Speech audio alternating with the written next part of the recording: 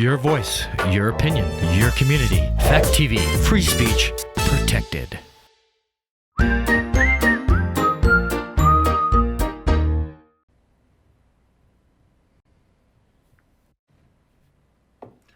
What would you call a lawyer who works for Satan?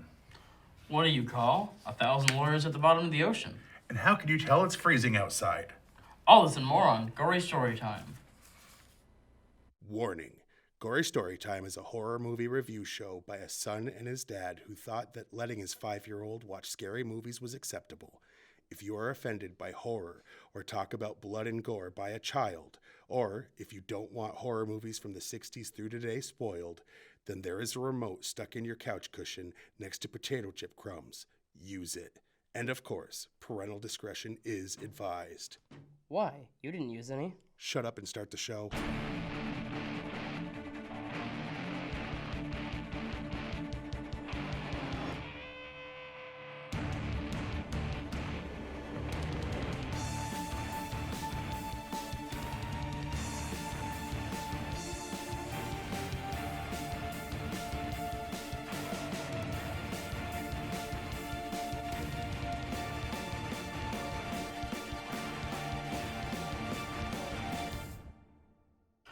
Welcome to Gory Storytime. I'm your host, Jason. I'm his co-host and his father, Craig. And quickly to recap the answers. A lawyer, a good start, and I saw a lawyer with his hands in his own pockets. Go back and match those up. I'm proud of the first one because I came up with it. Yep. Anyway. So this week, we're doing Our fourth. of religious horror movies. Yep. And this one it's reasonable. It's tangentially. It's horror. reasonable to debate whether it's horror, but most places kept it in the horror section when you could rent them. Streaming, it seems to be in the horror section. When I picked it up for you from your girlfriend for your birthday, it was in with the horror movies. So, I mean, most people do consider it to be. The guy is working for Satan. Right. Imagery-wise and actually, scary to people, probably not a lot unless you're like super duper religious to where you don't like hearing bad language kind of religious. Right. Or if you're just the Then it would easiest definitely scare. Yeah, then it would be scary. But it definitely makes one talk. It has a lot of things to talk about afterwards. It certainly has a lot of stuff to talk about. Basic premise, there's a lawyer. He's sleazy because, he's a lawyer. In Florida, he helps a teacher, and this isn't much of a spoiler, he helps a teacher who's charged with touching a student go free, and then he gets an offer. He does so knowing that the guy is he guilty. figured out that the guy was guilty and still helped him. Then he was offered a position in New York because, a New York law firm would want someone scummy enough to know you have a guilty person of And that get you crime off, and right. help them. Yeah. And without spoiling anything, it turns out his boss, the devil. Yeah. That really isn't a spoiler. The Nope. twists come much later. No. But anyway. Yeah, That's basically that's the all premise. you really need to know. So if you going haven't into seen it. this, here's the trailer.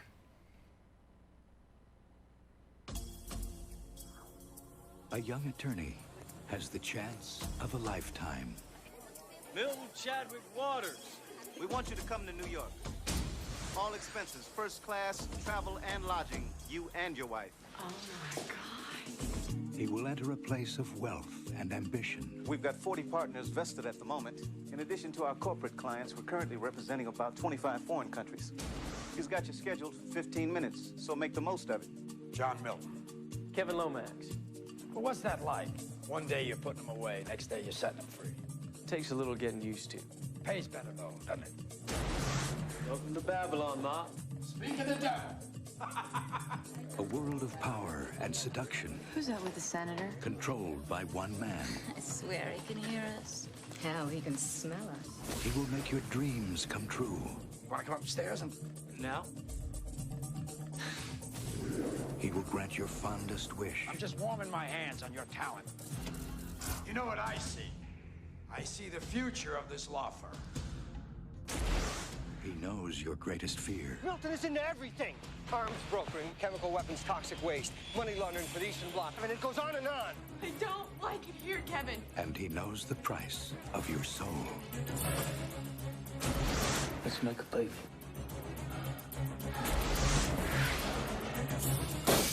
Who are you? Oh, I have so many names. I'm here on the ground with my nose in it since the whole thing began. God likes to watch. He's an absentee landlord. Keanu Reeves. He's always been there. I know that now. Al Pacino. As God sleeps late. We will win. It's my time now. The Devil's Advocate. All right. And, I mean, trailer didn't give anything away. Not really. It showed you he's the devil. But that's okay, because that's kind of the Point. Yeah, that's Like- the basic story. That's not a spoiler. Right. All right. Now, before we get into the behind-the-scenes information, you know what we got to do, right? We got to get paid. Yeah. And how do we get paid? We advertise real products that actually exist, and then they back up truckloads of real money that actually exists. And then we buy real expensive things that... Okay, anyway, No. You get the point. This week... I'm wearing a $7 shirt. We buy expensive things. Yeah, but you would have bought that if we were actually rich. I mean, we are from all the commercial advertising. Anyway, this week, Gory Story Time is brought to you by the law offices of Dumas, Shahid, and Cuomo. This law firm is looking for the next big settlement based on the stupidity of the plaintiff. You know those ridiculous lawsuits you read about? You ever wonder how anyone could do the dumb thing the lawsuit is based on? Are you a scumbag who has absolutely no shame? Well, then the law offices of Dumas, Shahid, and Cuomo are looking for you. We're looking for people to commit the following idiotic tasks. Use sandpaper instead of toilet paper. Try putting an 8-pack of D-cell batteries in your rectum to give yourself more energy. Wear a fruit roll-up as a condom. Or many other things that the label doesn't specifically mention not to do. That's the law offices of Dumas, Shahid, and Cuomo. Your ticket to ride dumb all the way to the bank. All right. And by the Satanic Children's Book Collection. Are you a follower of the Fallen One and want to make sure your seed does also? We supply you with only the best in devil-worshipping literature for kids. Could you just read? Some of the titles available are If You Give a Demon a Sacrifice, The Very Hungry Cerebrus, Cerebus, the 3-headed dog, and oh my god, just read. Okay, Good Night Hell, The Giving Pentagram, and, of course, The Place You'll Go. Instead of places, place. Find them in your favorite bookstore or enroll in our auto shipment club that is super easy to get into but impossible to get out of. All right. Now it's time for the meat and beef the of the meat show. and beef of the show. Absolutely. This is where we tell you some facts, behind the scenes information, and such. And it looks like you set yourself up to go first. Oh, yeah, go ahead. Yeah. In Australia, it received an R18+ rating, not too dissimilar from an NC-17 rating, despite being a mainstream large-budget movie. Kevin Spacey was considered for the role of John Milton. Okay. Speaking of evil. Yeah. Then businessman Donald Trump was mentioned briefly by Pam Garrity in the Barzoon party scene. She said Donald Trump was supposed to be here tonight, but he had a business emergency. Proudly, Mort Zuckerman. In the beginning of the film, where the first party takes place, most of the women have their hair dyed red. You can clearly see when the camera shows the above shots of the actors and extras, seeing a montage of red hair. Okay. Connie Nielsen Christabella. And Tamara Tooney Played Miss Jackie Heath. both went on to star in Law & Order Special Victims Unit in 1999, Nielsen as Detective Danny Beck, and Tooney as Dr. Melinda Warner. Yep. Okay, that's cool. Keanu Reeves and Connie Nielsen both portrayed DC Comics-related characters. Reeves portrayed John Constantine, which is also a Hell-based comic book, so Yeah. it's connected in multiple ways. And Nielsen played Queen Hippolyta, I don't know, in Wonder Woman. Hippolyta? I don't know. Yeah, and She Justice played a League. queen. Yeah, she played a evil queen, I'm assuming. Yeah. I'm assuming evil. I haven't read Richard those. Gere was considered for the role of John Milton. He's a good actor. Both Keanu Reeves and Craig T. Nelson both have starred in Pixar films. Nelson was the voice of Bob Parr / Mr. Incredible in both Incredibles movies, and Reeves provided the voice of Duke Kaboom in Toy Story 4. Yeah, he did. The film was released 20 years after an unrelated film with the same English title, The Devil's Advocate, 1977. There was a cameo by someone that goes by the name Tamateo as a flamenco guitarist. And then the There's some rest of spoilers. our stuff here is spoilers, apparently. Keanu Reeves' suit gets darker as the movie progresses. It starts as a light color, then goes through increasingly dark shades of gray. By the end of the movie, his Was there 50 suit of is them? black.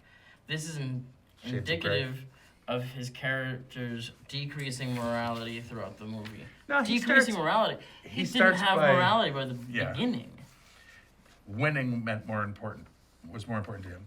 In order to prepare for her role, Charlize Theron spent over an hour a day over the 3-month shooting period with a psychotherapist to practice schizophrenia. That is Creepy? bad. When Kevin is in the restroom speaking to Larry the reporter, a loud boom is heard before he splashes water onto his face. At the end of the movie, he awakens at the same bathroom, although no boom is heard. The boom indicates Kevin's entry into Milton's world, or the hallucination of it.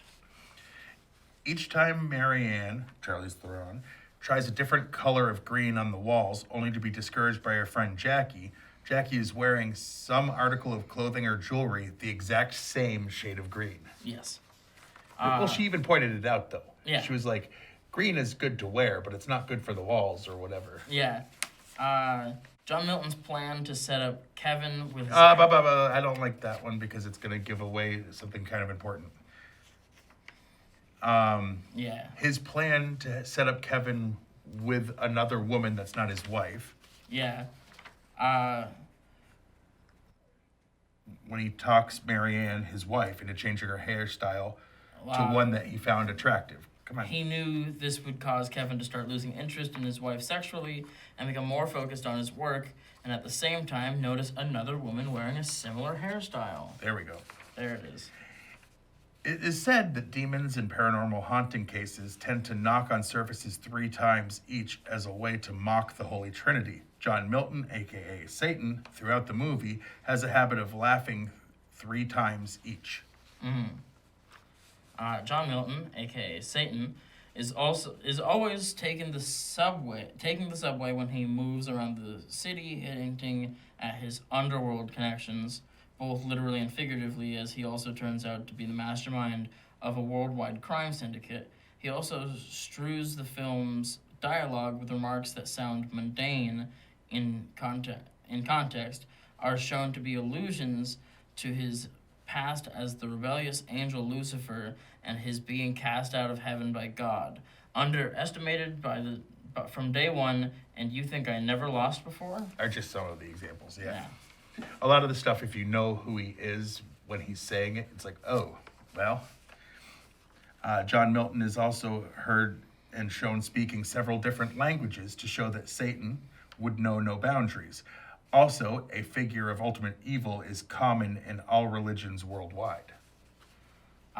When Kevin Lomax and John Milton meet for the first time, Milton has a look of astonishment and endearment, as if he's meeting someone he always wanted to meet, than a boss meeting his employee.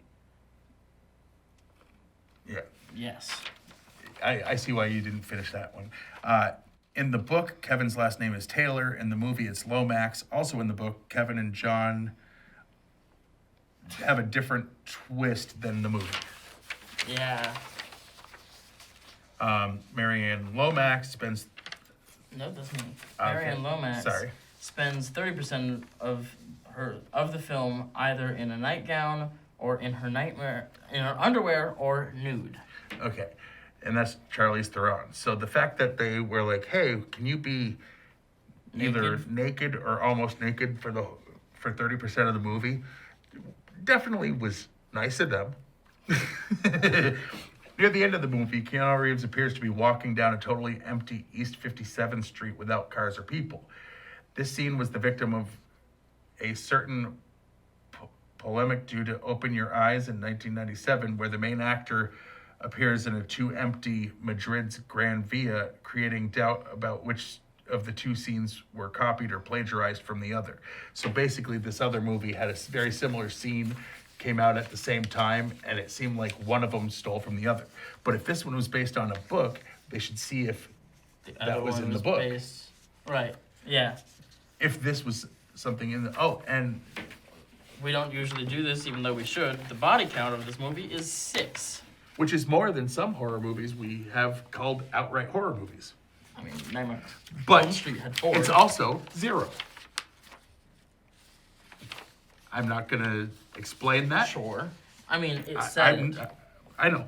I said it. You didn't, though. No, that I did. No. With the boom when he yeah. Well, anyway. It's weird what we choose not to spoil. Yeah, well. Especially Rotten since... Tomatoes. Yes. The people... have it at 63%. And the critics have it at 80%. We usually don't tend to think the critics get things more right than the people, because the people are like the ones who would actually care more when it's in a horror, thriller, comedy, or political on anything other than left. Yeah. Like, it tends to be the people that have it way higher. Yeah. And this isn't political, but not it political, is but it's religious. Religious is the other one, too. Yeah, and it's certainly not pro the devil. No. And it's definitely anti-lawyer. I mean, they start off by going, here's our main character, he's a lawyer. Notice the scumbaggery. Oh, yeah.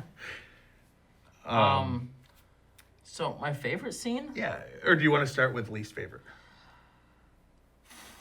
I think they're the same for me.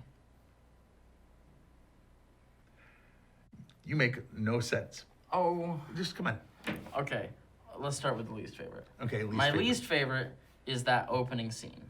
Okay. Because the entire time, the guy that he's trying to be the lawyer for is touching himself to the girl talking about him raping her. Yeah, well, molesting. It didn't say whatever, raping, but and it was a teacher that was he touched a student, and he was sitting there, like rubbing his self to the sounds of like the conversation she was having on the talking stand about in tears what she had done to her by him. Yeah, and that was just disgusting to me. It absolutely disgusting. But it was a good way to explain the character and why he would be offered the position by Satan.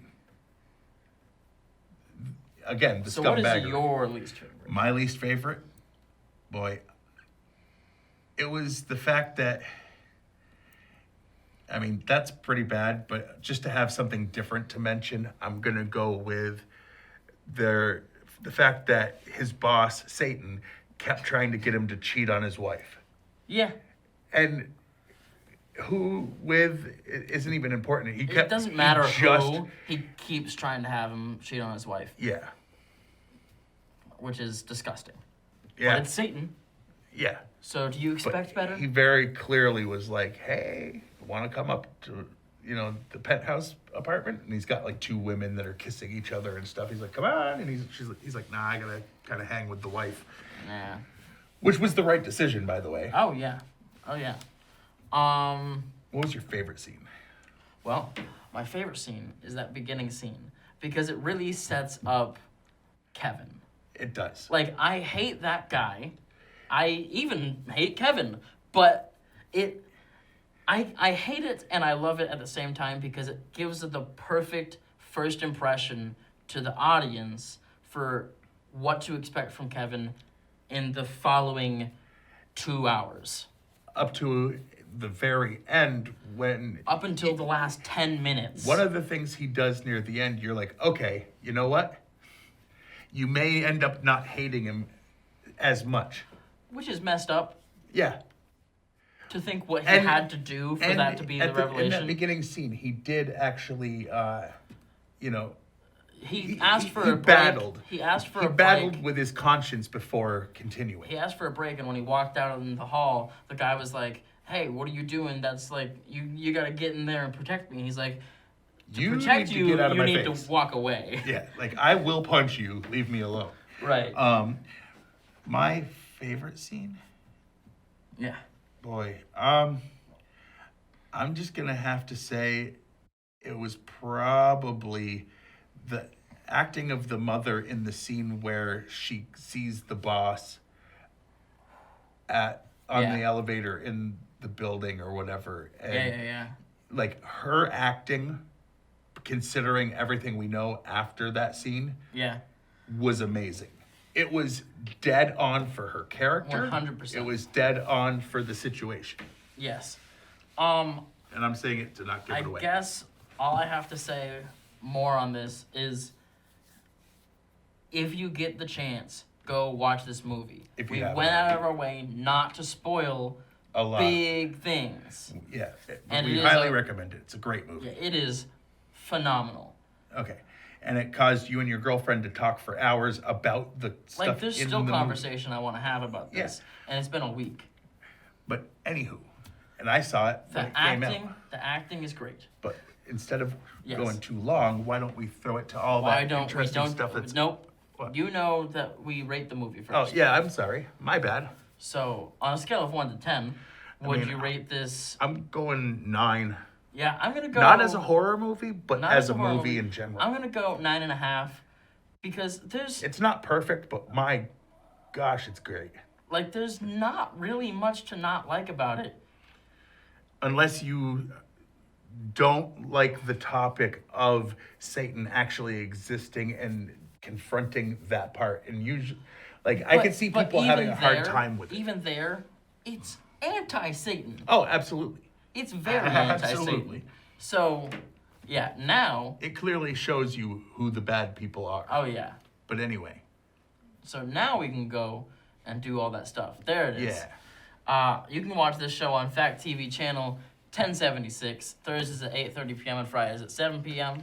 You can like us on Facebook, and when I say us, I mean you can like Gory Storytime, and you can like Fact TV. And usually on Fact TV, on their page on Facebook, they stream it live, which I'm assuming they're doing now. And if you're watching, hey. Yeah. And if you're watching at any other time, also hey. Yeah. You can go on www.factdate.com and watch a bunch of the back episodes of this. You can go watch other shows that they got. You can watch those juicy board meetings that they always post. Yes, they're very, very interesting. Yes. You can follow us on Twitter. I'm at Craig Jakes, all one word, all lowercase. I'm at Jason T. Jakes 17, capital J, capital T, capital J, capital 17. And he's barely on that one. I'm on all the time. Yeah. That's about it, right? That's about it. So, last words, do go get a chance to see this movie. Yeah. Watch it if you can. It's probably streaming. So, somewhere. It's Warner Bros. So, you know that big one that everybody hates? Go get it. What, HBO Plus? Max. Or Max or whatever. But until next time, I'm your host, Jason. I'm his co-host and Father Craig, and sweet dreams.